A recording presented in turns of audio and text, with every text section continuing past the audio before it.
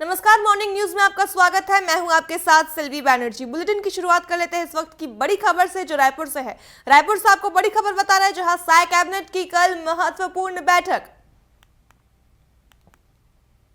सुबह 11:30 बजे मंत्रालय महानदी भवन में बैठक होगी। बड़ी खबर आपको राजधानी रायपुर से बता रहे हैं, जहां साय कैबिनेट की कल महत्वपूर्ण बैठक होगी। सुबह 11:30 बजे मंत्रालय महानदी भवन में ये बैठक होगी। आपको बता दें, सीएम विष्णुदेव साय बैठक की अध्यक्षता करेंगे। धान खरीदी, राष्ट्रपति मुर्मू के दौरे को लेकर चर्चा संभव।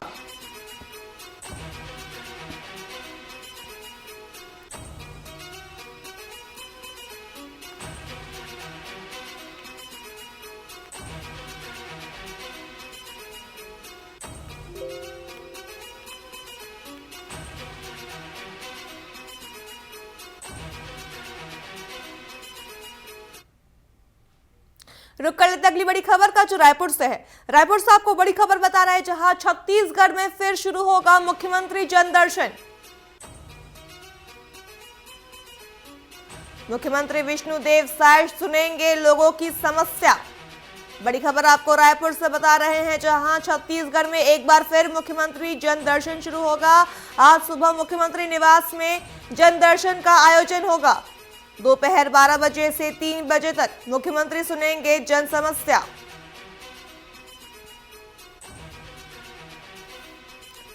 बड़ी खबर आपको राजधानी रायपुर से बता रहे हैं, जहां छत्तीसगढ़ में एक बार फिर मुख्यमंत्री जनदर्शन की शुरुआत होगी। मुख्यमंत्री विष्णुदेव साय लोगों की समस्या सुनेंगे। अधिक जानकारी के लिए हमारे साथ हमारे सहयोगी प्रियांशु कश्यप जुड़ चुके हैं।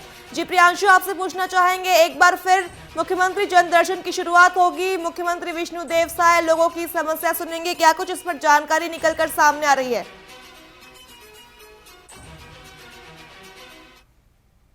सीधे जनता से मुख्यमंत्री संवाद करते हैं और इससे पहले भी मुख्यमंत्री ने इस तरीके की जनदर्शन की शुरुआत की थी, लेकिन किन्हीं कारणों से बीच में व्यस्तताओं के कारण उसे बंद कर दिया गया था। दोबारा जो है जनदर्शन को शुरुआत किया जा रहा है। इसमें जनता अपनी समस्याओं को लेकर मुख्यमंत्री के निवास तक पहुंचेंगे और उसका त्वरित निराकरण या फिर यथासंभव निराकरण करने का प्रयास मुख्यमंत्री करेंगे और सबकी समस्याओं को वो सुनते हैं। तो एक अनूठी पहल रहती है मुख्यमंत्री। इससे पहले भी जब भूपेश बघेल थे, उन्होंने भेंट मुलाकात की शुरुआत की थी और उसके बाद अब जन दर्शन की शुरुआत दोबारा होने जा रही है, जो प्रदेशवासियों के लिए एक अच्छी खबर है, कह सकते हैं।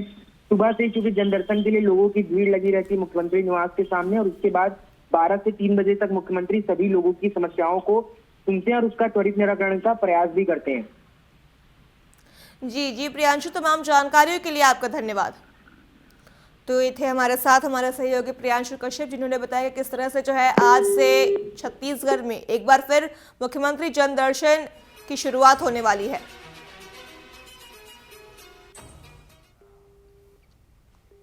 रुक कर लेते अगली बड़ी खबर का, जो भोपाल से है। भोपाल से आपको बड़ी खबर बता रहे हैं, जहां सीएम डॉक्टर मोहन यादव के आज के कार्यक्रम कुछ इस प्रकार है। सुबह 10:30 बजे समन्वय भवन से करेंगे वीडियो कॉन्फ्रेंस। इसके साथ ही सुबह 11 बजे भोपाल से देवास के लिए होंगे रवाना। सुबह 11:50 में देवास में भावांतर उत्सव में शामिल होंगे सीएम डॉक्टर मोहन यादव। दोपहर 12:50 में देवास से इंदौर जाएंगे सीएम। इसके साथ ही दोपहर 1:30 बजे Madhya Pradesh take growth conclave 2.0 में होंगे शामिल। शाम 4 बजे भोपाल वापस लौटेंगे सीएम डॉक्टर मोहन यादव।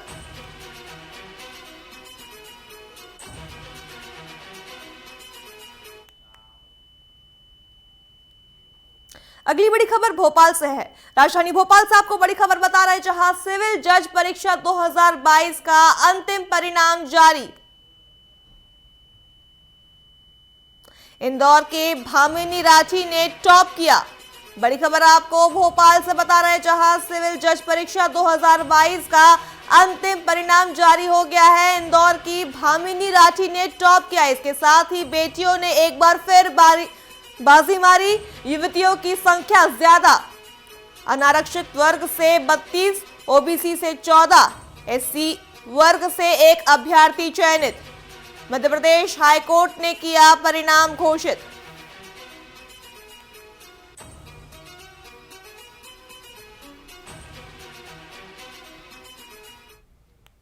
अगली बड़ी खबर का रुख कर लेते हैं जो भोपाल से है। राजधानी भोपाल से आपको बड़ी खबर बता रहे हैं, जहां उज्जैन की आराध्य पोरवाल ने जीता जूनियर नेशनल स्क्वैश खिताब।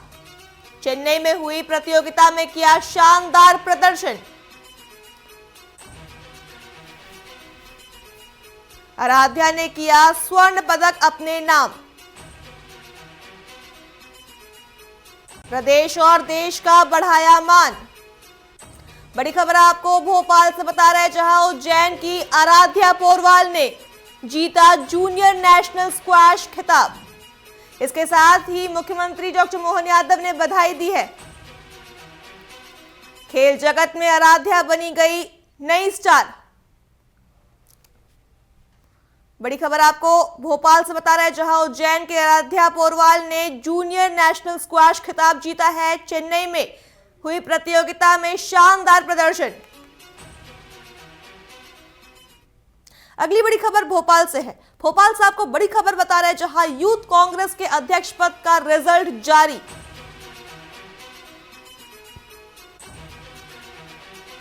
यश घनघोरिया बनाए गए प्रदेश अध्यक्ष।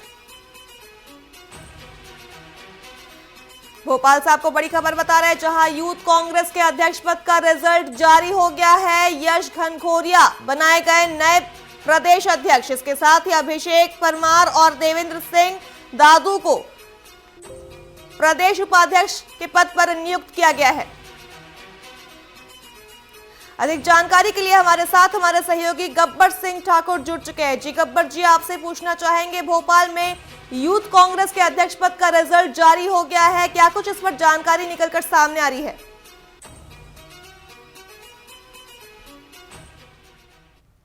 जारी हो चुका है। हालांकि इसकी जानकारी 2 दिन पहले मिल गई थी, लेकिन क्योंकि पत्र जारी नहीं हुआ था, नोटिफिकेशन जारी नहीं हुई थी, इस वजह से थोड़ा संशय बना था। लेकिन अब नोटिफिकेशन जारी हो चुका है और जिसमें यूथ कांग्रेस के अध्यक्ष पद पर जो यश घनघोरिया हैं उन्हें नियुक्त किया गया है। इसी के साथ में अभिषेक परमार हैं और देवेंद्र सिंह दादू हैं, जो कि कहा जाए कि प्रदेश उपाध्यक्ष बनाए गए हैं। इंडियन यूथ कांग्रेस के अध्यक्ष उदय भानु चिब ने ये पत्र जारी किया है, क्योंकि इसके इलेक्शन काफी लंबे समय से चल रहे थे और इलेक्शन जब कंप्लीट हुए, पहले इसकी प्रतीक्षा हुई, फॉर्म भरे गए, उसके बाद में कहा जाए कि जब इनका रिजल्ट आया तो ये 3 लोगों के लिए पद पर नियुक्त किया गया है, जिसमें यूथ कांग्रेस के जो प्रदेश अध्यक्ष हैं अब वह यश घनघोरिया रहेंगे और अभिषेक परमार और देवेंद्र सिंह दादू इनके लिए उपाध्यक्ष बनाया गया है। जी गब्बर जी, तमाम जानकारियों के लिए आपका धन्यवाद।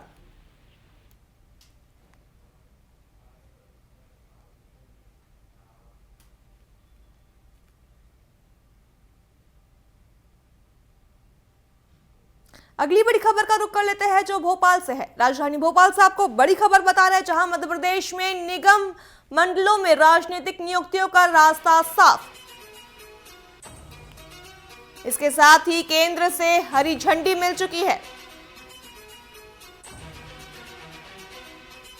बड़ी खबर आपको राजधानी भोपाल से बता रहे हैं, जहां मध्य प्रदेश में निगम मंडलों में राजनीतिक नियुक्तियों का रास्ता साफ हो गया है। केंद्र से हरी झंडी मिल चुकी है। इसके साथ ही बिहार चुनाव के बाद शुरू होगी नियुक्तियों की प्रक्रिया। क्षेत्रीय और जातीय संतुलन पर रहेगा फोकस। पूर्व मंत्री विधायकों को मिल सकती है जिम्मेदारी। एक पद फॉर्मूले पर बड़ी हलचल।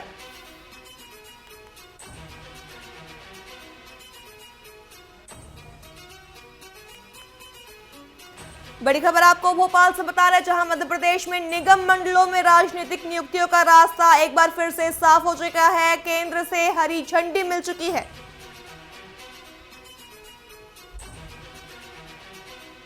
बिहार चुनाव के बाद शुरू होगी नियुक्तियों की प्रक्रिया। बता दें, क्षेत्रीय और जातीय संतुलन पर फोकस रहेगा।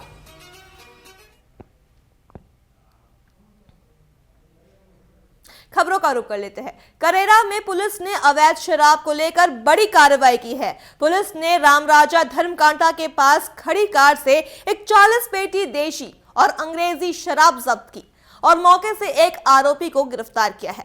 बता दें, जब्त शराब और वाहन की कुल कीमत 6,55,000 रुपए आंकी गई है। फिलहाल पुलिस आगे की कार्रवाई में जुटी हुई है।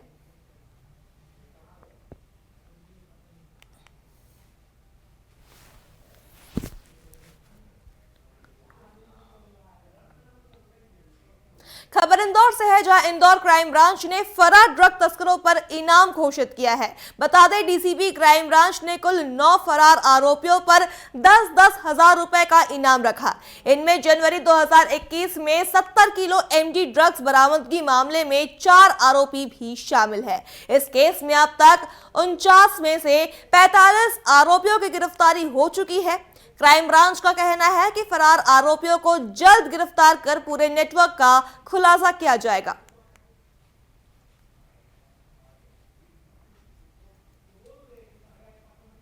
इसमें 6 जनवरी 2021 को 70 किलो एमडी ड्रग्स पकड़ी गई थी, जिसमें डॉक्टर वेद प्रकाश व्यास के साथ 4 आरोपी और पकड़े गए थे, जिसमें वेद प्रकाश व्यास तेलंगाना और हैदराबाद में इसका पूरा नेटवर्क था और इसमें ये सप्लाई करने के इरादे से यहाँ आए थे, जिसमें 3 गाड़ियाँ भी जब्त हुई थी। और दिनेश अग्रवाल, डॉक्टर वेद प्रकाश व्यास के साथ दिनेश अग्रवाल से 13 लाख रुपये कैश भी जब्त हुआ था और अन्य 3 आरोपी भी गिरफ्तार किए गए थे। उसमें 8/22 NDPS एक्ट के तहत केस रजिस्टर किया कर इन्वेस्टिगेशन में लिया गया था। इसमें इन्वेस्टिगेशन के दौरान लगातार लिंक जोड़ी गई और इसमें 49 आरोपी बनाए गए, जिसमें भारत के अलग अलग राज्यों से इन आरोपियों को गिरफ्तार किया गया था। इसमें कुल मिलाकर क्राइम ब्रांच के द्वारा 45 आरोपियों को गिरफ्तार कर लिया गया है। इसमें 4 आरोपी फरार हैं। अब बात करते हैं ग्वालियर के, तो ग्वालियर के लक्ष्मण तलैया घाटी में एक मकान पर रखे कबाड़ में आग लग गई। सूचना मिलते ही फायर ब्रिगेड की 3 गाड़ियां मौके पर पहुंची और आग पर काबू पाया। बता दें, मौके पर सीएसपी और टीआई समेत पुलिस बल मौजूद रहा। घटना में कोई जनहानि नहीं हुई है। बताया जा रहा है कि मकान एक रिटायर्ड कर्मचारी का है, जिसने घर में अखबार, किताबें, प्लास्टिक और कबाड़ का ढेर जमा कर रखा है। क्षेत्रीय लोगों ने प्रशासन से मकान से कबाड़ हटाने की मांग की, ताकि भविष्य में किसी बड़ी दुर्घटना से बचा जा सके।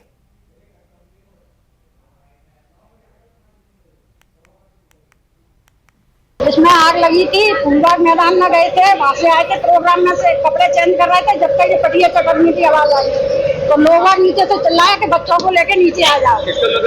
राजपूत के बाद पता नहीं हमारा भी मीन के ला के खर्चा करता है। पहले लगी थी 23 नवम्बर 2024 को, आज 12 नवम्बर 2025। सबको खतरा है, जैसे दीवार से दीवार लगी है भैया। ये कोई राजपूत हैं, उनके यहाँ कबाड़े का कोई काम है, उसमें आग लग गई है और पूर्व में भी आग लग चुकी है। वजह है कि कोई जनहानि नहीं हुई है, लेकिन प्रयास चल रहा है कि कोई भी आगे दुर्घटना ना हो। गौरेला पेंड्रा मरवाही जिले में पेंड्रा रोड से गेवरा तक नई रेल लाइन का निर्माण पिछले 5 महीनों से पूरी तरह से ठप पड़ा है। इरकॉन कंपनी द्वारा किए जा रहे इस प्रोजेक्ट की डेडलाइन 2024 से बढ़ाकर दिसंबर 2025 कर दी गई थी, लेकिन अब तक आधा काम भी पूरा नहीं हुआ है। काम रुकने से सधवानी, धनगवा समेत कई गांवों का संपर्क कट गया है। लोगों को शहर पहुंचने के लिए लंबा चक्कर लगाना पड़ रहा है या फिर जोखिम भरे रास्तों से गुजरना पड़ रहा है। प्रशासन और कंपनी दोनों की ओर से काम रुकने का कारण स्पष्ट नहीं किया गया है।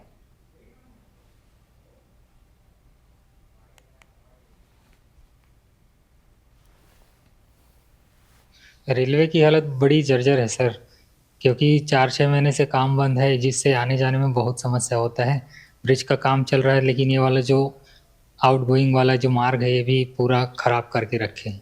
गाड़ियाँ निकल नहीं पाती है, बरसात में तो बाइक भी नहीं निकल पाता था, इतनी बुरी हालत थी। अभी क्या स्थिति है काम का? काम अभी तो बंद पड़ा हुआ है और लगता नहीं है कि अभी चालू भी होगा, क्योंकि कुछ अपडेट नहीं मिल रहा ऊपर से। जो ब्रिज बना है उसकी क्या स्थिति है? ब्रिज जो बना है सर, वो तो अभी देखने में ऐसा लग रहा है कि काम पूरा हुआ नहीं है, तो कुछ कह भी नहीं सकते।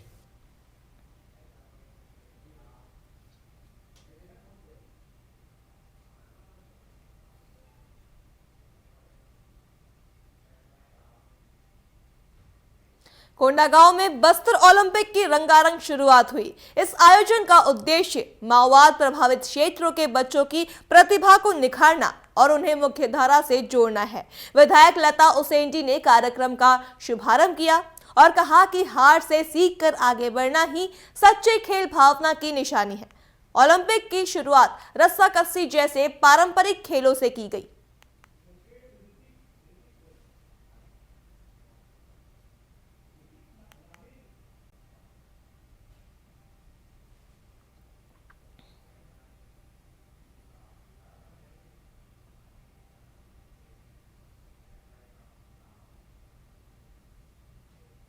भारतीय महिला क्रिकेट टीम की विश्व कप जीत के बाद देश भर में जश्न का माहौल है। इसी बीच कवर्धा के लिए गर्व का क्षण रहा जब टीम की फिजियोथेरेपिस्ट डॉक्टर आकांक्षा सत्यवंशी पहली बार अपने गृह जिले पहुंची। जिला सतनामी समाज ने उनका भव्य स्वागत किया। उन्होंने संत गुरु घासीदास जी के गुरुद्वारा में पूजा अर्चना की। हालांकि कार्यक्रम में बीजेपी कार्यकर्ताओं द्वारा राजनीति करने की कोशिश पर कुछ लोगों ने नाराजगी भी रही। फिलहाल पूरे कवर्धा में गर्व और खुशी का माहौल है। घर पर आकर बहुत अच्छा लग रहा है, बहुत ही अच्छा प्यार भरा स्वागत किया गया मेरा। मुझे बहुत ही खुशी महसूस हो रही है। कैसा रहा वर्ल्ड कप का सफर, कैसा रहा आपका? बहुत ही अनोखा सफर रहा। ये जीत सिर्फ वर्ल्ड कप की जीत नहीं, वो सारे खिलाड़ियों की संघर्ष की जीत है जिन्होंने अपने सारे परिस्थितियों से ऊपर आकर के खेल खेला। तो ये बहुत बड़ी बात है हम सभी के लिए, सारे भारतवासियों के लिए। देश को बड़ी जीत दिलाए हैं आपने, इसका श्रेय किसको देना चाहेंगे? श्रेय उस हर भारतवासियों को जाता है जिन्होंने टीवी स्क्रीन से चिपक के बहुत सारी प्रार्थना की। वो सभी मेहनत जो करने वाले खिलाड़ियों उनको जाता है जिन्होंने अपना जी जान लगा दिया। लास्ट मैच में ऐसा था कि कोई भी कसर नहीं छोड़ी थी, तो ये श्रेय सब उनको जाता है। इसी के साथ मॉर्निंग न्यूज में फिलहाल इतना ही। खबरों के लिए देखते रहिए TV24। नमस्कार।